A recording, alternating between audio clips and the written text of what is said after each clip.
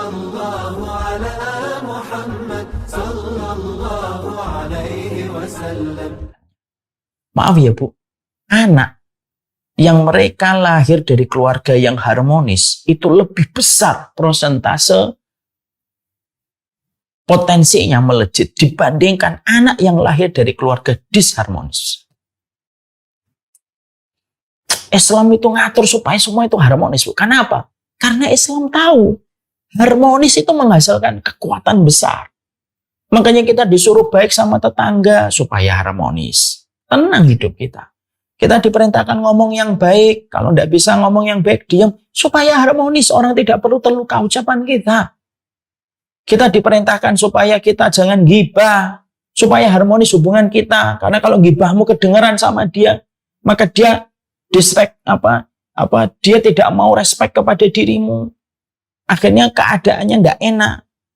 Kenapa Islam itu selalu menyuruh semua kondisi itu selalu harmonis? Karena harmonis itu menciptakan banyak kekuatan besar di dalam kehidupan. Ibaratnya benih yang tumbuh di atasnya tunas kebaikan itu ya dari kata harmonis. Maka jangan hanya karena alasan sepele ketenangan itu kita hilang. Lalu membela sesuatu yang sifatnya tidak terlalu bermanfaat untuk dunia dan tidak terlalu bermanfaat untuk akhirat. Ya kalau urusannya cuma dunia kecil-kecil gitu, tidak perlulah kita bentak suami hanya urusan kecil. Sebagaimana ini sebaliknya. Kalau urusan-urusan remeh gitu, tidak perlulah kita meninggikan suara gitu. Janganlah wanita-wanita solihah, janganlah wanita-wanita yang menjadi istri karyawan ini, mereka beranggapan wanita selalu benar. Saya khawatir itu inception itu masuk ke alam sadar. Tanpa disadari itu terbawa sampai ke rumah. Akhirnya apa? Kalau marah, ya sudah kamu maklumi. Namanya juga perempuan. Gak bisa gitu terus-terusan. Lalu apa fungsinya syariat untuk diikuti menjadi petunjuk dalam kehidupan? Ini juga berlaku untuk laki-laki. Karena sekali lagi, kalau ibu dan kita laki-laki, seorang suami, berbuat baik, Aina ahsantum lianfusikum. Kalau kamu itu berbuat baik itu sebenarnya kita berbuat baik sama diri kita sendiri. Dan ketenangan seorang suami yang memadamkan 1000 pesona kemaksiatan di luar rumah. Maaf ya. Kenapa terkadang ada orang berselingkuh? Kadang-kadang selingkuhannya lebih jelek daripada istrinya. Atau sebaliknya, suami, istrinya selingkuh. Karena pasangan selingkuhan mereka itu memberikan ketenangan. Yang sejatinya terkadang ketenangan itu justru tidak didapatkan oleh mereka dari pasangan mereka. Dan itulah yang menjadikan kita harus paham. Seharusnya yang paling berhak memberikan ketenangan adalah orang yang telah terlibat di dalam pernikahan. Ya, saling memberi ketenangan. Terutama di waktu pagi.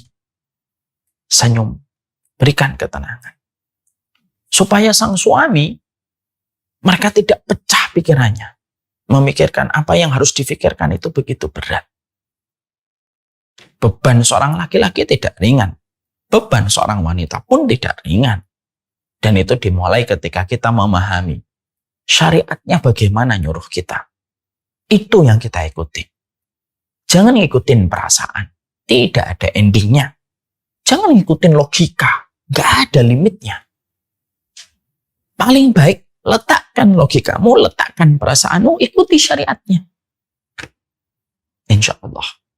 Dengan saling memberikan ketenangan akan melejit seluruh potensi yang dimiliki oleh seorang laki-laki.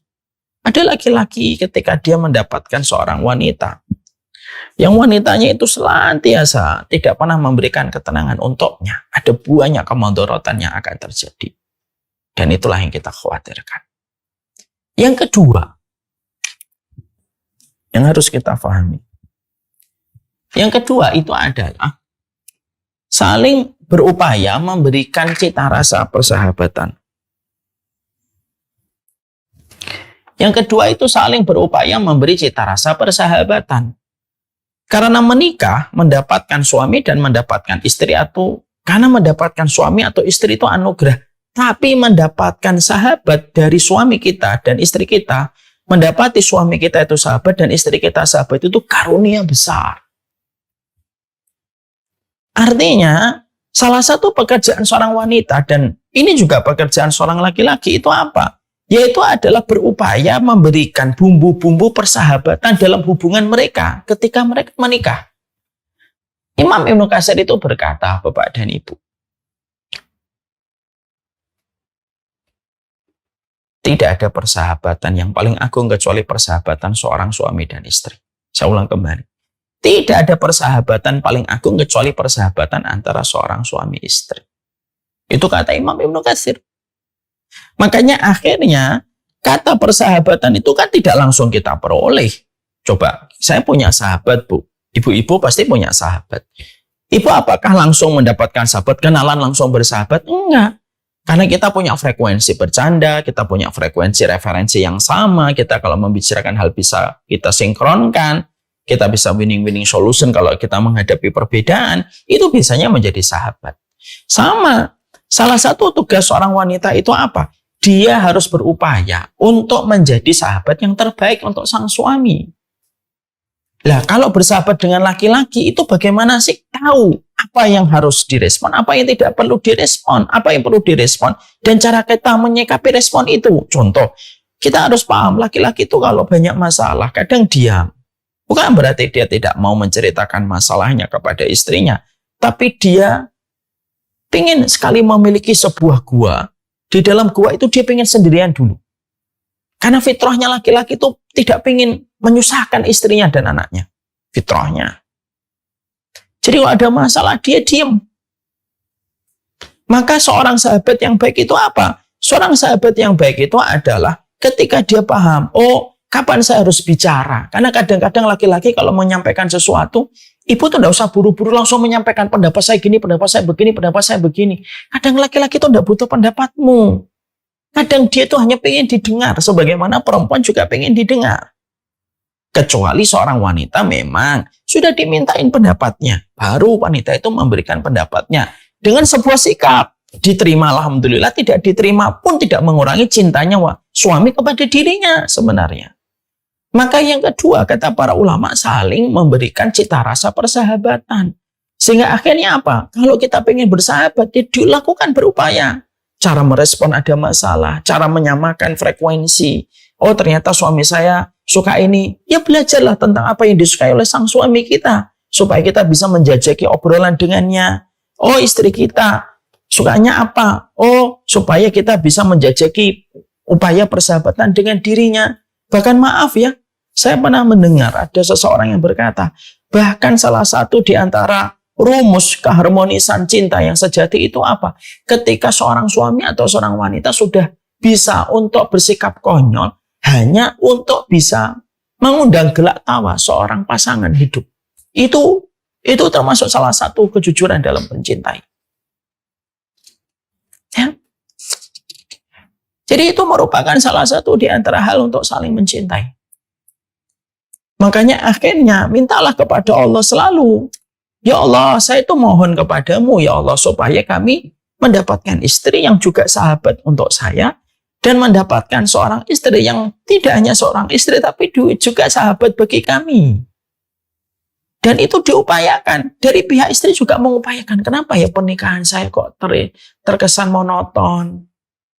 Mungkin ternyata kita tidak punya quality time. Oh, mungkin kita harus mengadakan quality time, persahabatan dihadirkan, ada obrolan-obrolan yang saling kita melemparkan, menjawab, merespon, dan cara meresponnya itu tidak usah menghakimi, tidak usah menyudutkan, supaya cita rasa persahabatan itu terasa.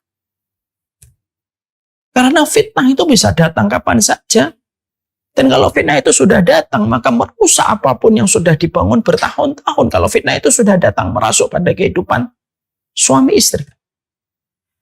Maka yang kedua pekerjaan yang harus dimiliki oleh seorang wanita itu apa? Menghadirkan cita rasa persahabatan. Coba kita cari buku referensi gimana punya sahabat. Kita pelajari, oh suami saya itu sukanya ngobrol ini. Oh istri saya itu suka kalau bercanda, kalau saya bercanda ini dia akan tergelak tawa. Sehingga akhirnya kalau sudah tercipta sebuah persahabatan dari sebuah proses kejujuran hati, wah nikmat betul itu. Lu sampai Imam Ibnu Katsir itu berkata, tidak pernah kami dapatkan, tidak pernah kami jumpai bagaimana persahabatan paling agung kecuali persahabatan antara seorang suami istri. Loh, sampai kita menjumpai itu, sampai semacam itu. Ini menunjukkan apa? Mahalnya mahalnya dari sebuah persahabatan. Itu yang kedua.